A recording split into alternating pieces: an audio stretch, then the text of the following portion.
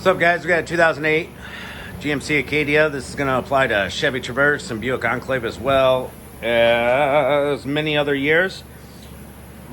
Give you the quick rundown on how to do everything. We've got a 13mm socket on this ratchet. Crack these bolts free. The wheels, you take the center cap off with a flathead screwdriver, and they're 7/8 socket or 21mm. Either one will work. Get your wheels off, lift up your vehicle safely, however you got to do it, and then we get to work, right? Grab us a little flathead, see if we can press the piston back a little bit in this caliper. Looks like they're going back. Cool. Now, it's nice and loose for us to take it off. Bada boom. Let's go ahead and get down to compressing this piston while we're here. And when we compress these pistons, we're shooting old brake fluid back up through the hose and the lines. So give her a brake bleeding afterwards. Always recommended. You can use a big C-clamp. You can use big pliers. You can use whatever you want to compress these pistons. I've got two cheap caliper compression tools here. This one's like $5 at AutoZone or Harbor Freight or something. See now, this is dual pistons. If you press one in, it'll press the other one out. So we've got our heavy duty caliper compressor tool right there. And we'll grab this cheapo just to keep this guy from coming out on us. Kind of like a little stopper. I could grab my big vice grips, I guess, and put them over it. These pistons are not metal. They're like a hard ceramic, so you can crack them.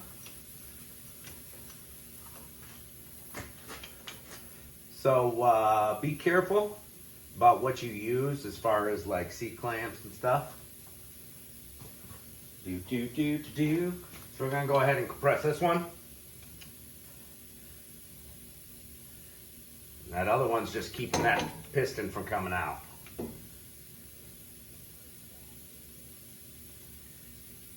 I had a nice little $5 one from Harbor Freight that I really liked, but eventually the thread stripped out on it. Oh well.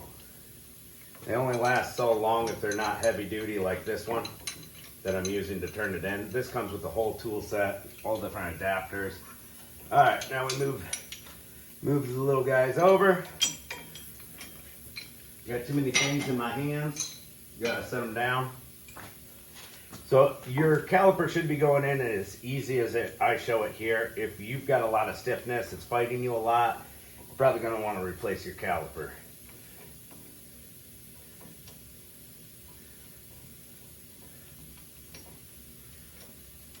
Let's get her set in there. Oop, turning the wrong way.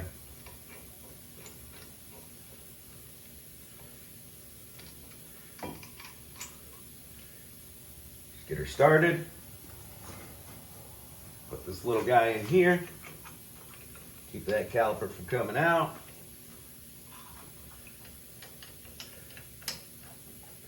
Only takes a couple minutes.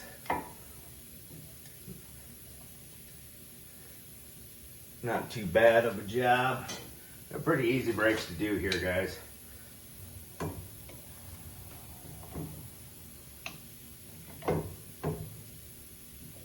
It's turning real easy, real smooth. That's a good caliper. There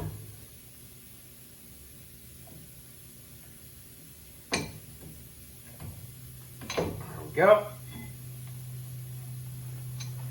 It gets that stiff. That means she's done. Give it a little visual look-see. You can see that they're all the way bottomed out.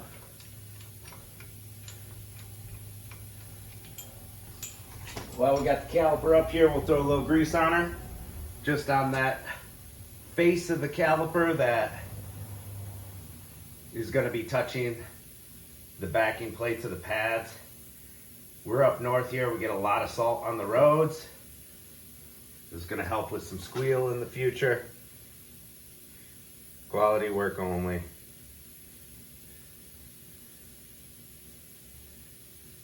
There we go. All right, time to zip off the 21 millimeter mounting bracket.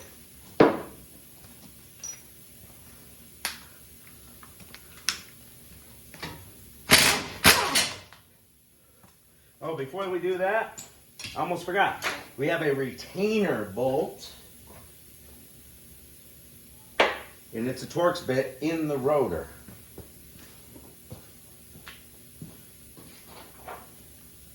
It's going to be a T30 Torx socket. You may find on yours it's not there, and that's pretty common. If somebody's done the brakes before, and these love to rust in there and snap off and all kinds of stuff. Usually if they're starting to give me trouble, like I feel like it's going to snap, I'll put some heat to them to get them off. This one came out easy for us, see? Just a little bolt. It keeps that rotor flush while you're working on it. You don't need it in there. I like to have them in there just because it keeps the rotor straight, makes it easier to line up the mounting bracket bolts and everything.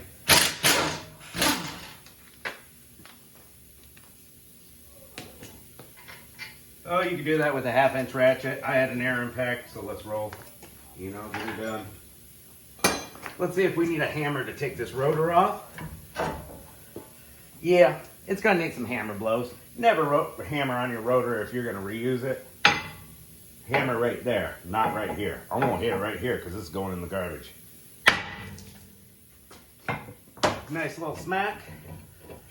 Boom. If your hub is real rusty on the flange surface, wire wheel her off. You can even throw a little NACs on there if you want. There we go. Now, the important part. Cleaning and setting the brake pads.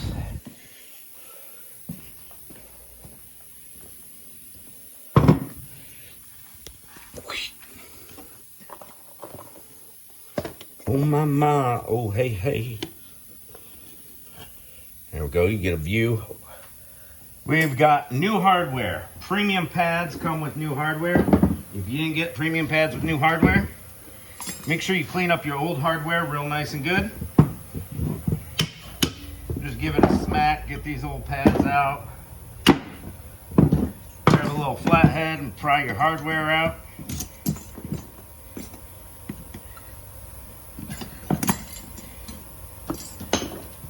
And here we go. They're really rusty. I'm going to use my Dremel tool, my favorite little cleaning bit. You can use a wire brush, get them nice and clean where that hardware contacts the mounting bracket everywhere.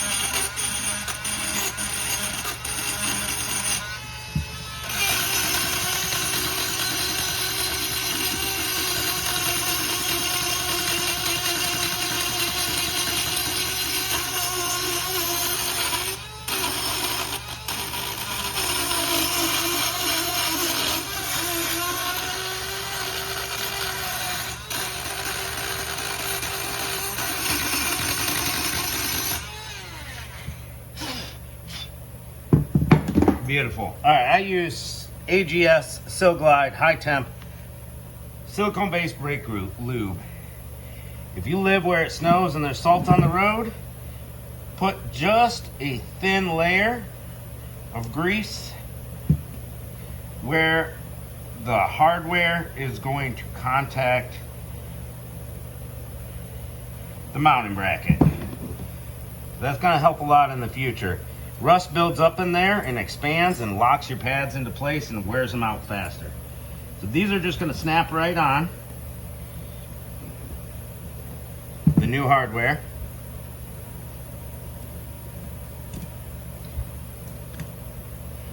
Go.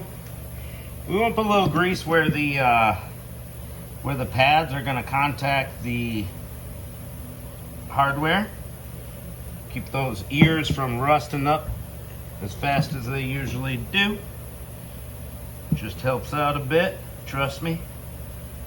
I know what I'm talking about most of the time. All right, new pads. All right, we've got our inside pad. It's going to have a squealer tab if you bought the good ones. And that's going to go in the top position. So there's these little prongs that fit on here. And we got to pull back on the hardware a little. And try to get it in there. All right, this one's giving me a little bit of trouble. Not being very nice. If you don't clean all that rust out, it's a tight squeeze. There we go. Once you get it in, there's these little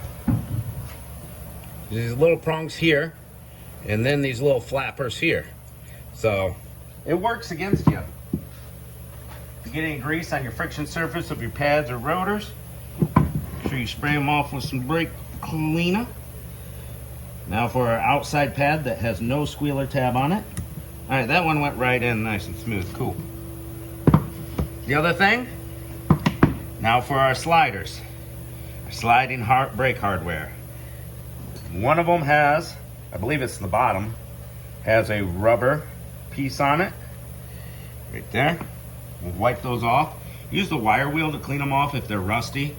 Usually if they're rusty, it's because the boots have holes or cracks in them and it's letting moisture in. These ones are nice and clean. They just need to be re-greased. We'll put a little grease in that pocket, a little grease for this pocket, and grease for the bolt.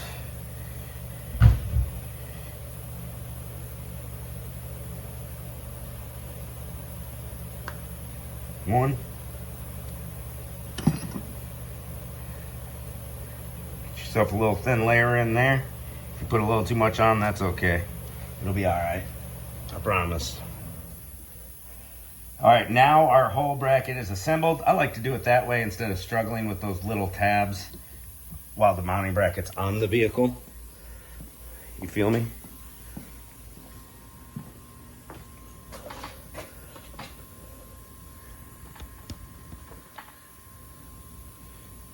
Reassembly time. Grab your new rotor. Spray it off with some brake cleaner. Line up your retainer bolt hole in your rotor. A little Torx bolt. It's only in one spot. Get her to screw in there. It'll be a little annoying sometimes. We've got that one first try. Go ahead and tighten her down.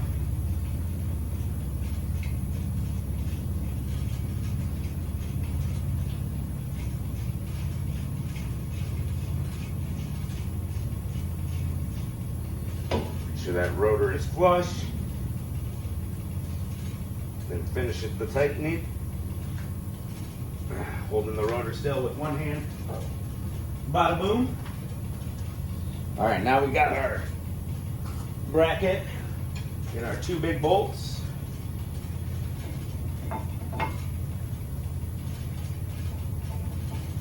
Get her lined up.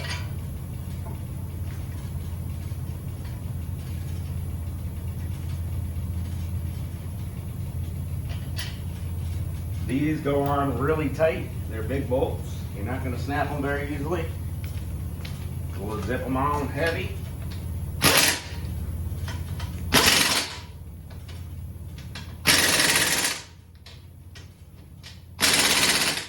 Bada boom. Bring our caliper back around here. Fit it over our pads first.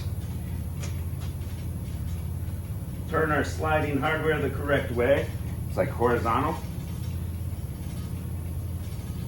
Press them in if need be. The top one wants to be pressed in. Not quite going in there. Come on, baby. There we go.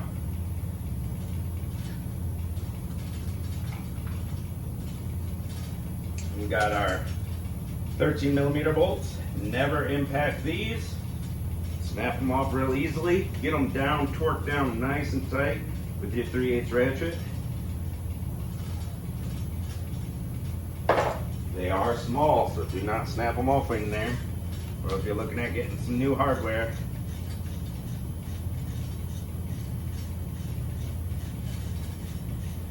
I like to get one snug, then tighten down the other one all the way. There we go. Then hit the other one.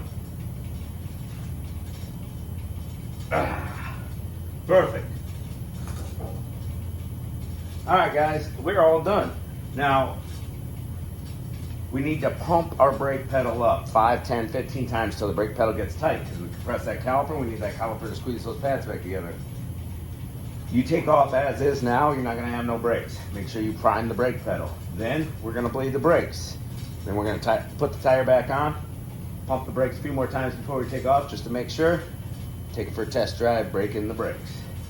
That's it. See ya.